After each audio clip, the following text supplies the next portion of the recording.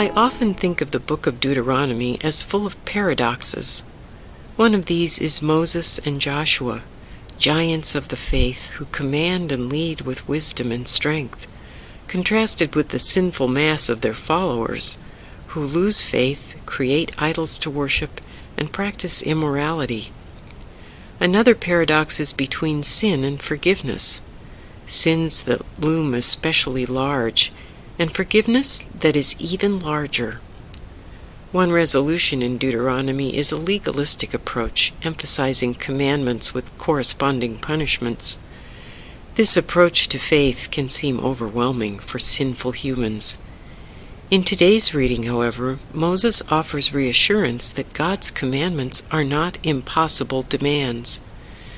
Surely this commandment that I am commanding you today is not too hard for you, nor is it too far away. It is not in heaven that you should say, "Who will go up to heaven for us and get it for us so that we may hear it and observe it?" Neither is it beyond the sea that you should say, "Who will cross to the other side of the sea for us and get it for us so that we may hear it and observe it?"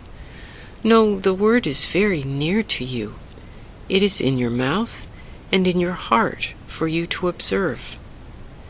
What comforting words! To discover the blessing of God's word, we do not have to embark on an impossible quest, nor do we have to cross the oceans.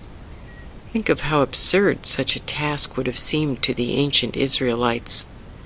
We can look inward because God has put His word in our mouths and in our hearts. Perhaps this is part of what it means to be created in God's image. The task is still not simple. Finding the right form of expression and discerning which of our heart's emotions is godly requires patience, understanding, compassion, practice, discretion, and more.